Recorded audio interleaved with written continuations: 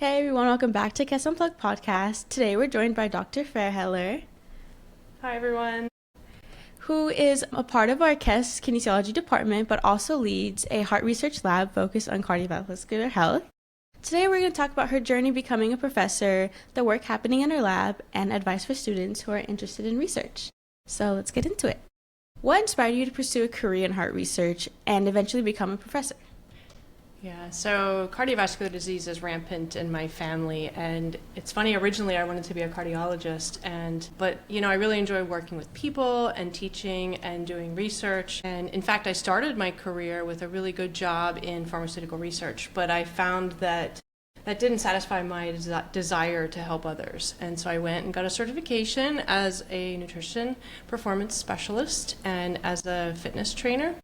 I opened my own business. Ran that for 10 years while my children were young. And I found that what I did most with my clients and patients was teach them. So then I went back to school and got my PhD, and kind of the rest is history. I've been faculty now for 21 years, and my research has always been on heart and blood vessel health. Okay, so you've always kind of focused on that. I think it's super interesting because I've never seen a heart research lab until I came here, and Natalia told us a little about it, and I was like, oh, that's so cool. I've never heard of it, so I thought it was super interesting. Okay. Yeah, so I did research on African Americans and compared black and white cells to black and white humans and looked at how the cells exercised and how the humans exercised. I've done research in firefighters. I am a nationally certified firefighter and looked at occupational risk in heart and vessel health. And here at CEHHS, my research is focusing on females and looking at the hearts. So yeah, I've always looked at heart and blood vessel health. Wow, so you are a certified firefighter. I've heard that, and I was like, I cannot believe that she's done that, and she's a professor, and she runs a heart lab. That's incredible. So we know that prior to the 1990s, females were underrepresented in clinical trials and in research studies. And that's despite the fact that they, represent more than half the global population, and females outnumber males in the United States population, and they have for decades. Cardiovascular disease is the leading cause of mortality in females. Females remain underrepresented, underdiagnosed, under-researched, and the prevention efforts are insufficient.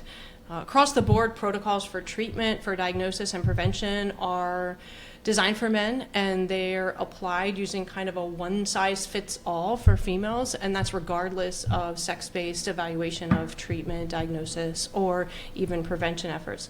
So one example I can give you is a female, if our blood pressure increases by 10 millimeters of mercury, that puts us at 25% increased risk of developing heart disease. Whereas a male, for the same 10 millimeter mercury increase in blood pressure, they only have a 15% increase in cardiovascular disease risk.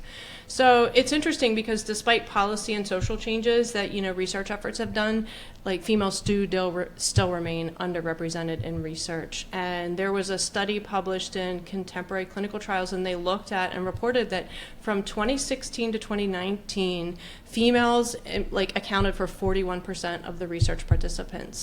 But there's a brand new study out that just stated that in cardiovascular research trials, females only represent 38% of the participants. So it doesn't seem like we're improving. It seems like we're actually getting worse, which is a shame.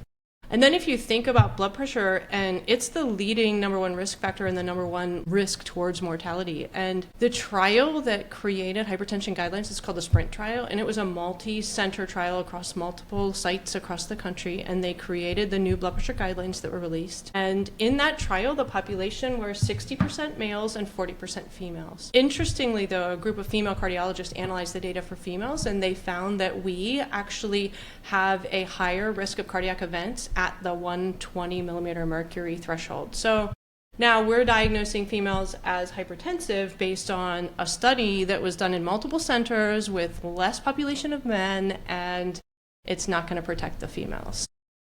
Okay, so there is a lot of inequality when it comes to healthcare. Women are totally underrepresented, and the only thing that I've kind of for sure know about, blood pressure, that it is hereditary, and that's kind of what my family, or that's kind of what I've gotten taught. I haven't really gotten taught the fact that women are underrepresented, and I think that there needs to be more awareness when it comes to that. Yeah, so, absolutely. Okay, so for our third question, for students who are interested in research or working in a lab, what advice would you give them as they're starting their journey? I love this. So my research lab is the HEART lab, and HEART is an acronym. It stands for hypertension and endothelial function with aerobic and resistance training. And my research tagline, kind of our motto, is live healthy, live for your heart. I created the HEART lab in 2011, and I've kind of moved it with me as I moved to different universities across the country. And for research students coming into my lab, I think they should embrace this and celebrate it. I think that, research students should be excited to do research and learn research because that's important, but I think they should be excited to advocate. Because advocacy and teaching people and educating people on health and wellness is so important, and ultimately that's what's going to save lives. But some ideas for advice for any lab, including mine, would be like time management. Time management is so important for student researchers. Making sure you're balancing your schedule and that you have enough time to give proper effort to that. An interest in data collection and a patience to ask a question that takes a long time to answer sometimes is important. It's critical to have a passion for improving well-being. Be professional, obviously be ethical. Make sure that you balance your workload and just be excited to join a team.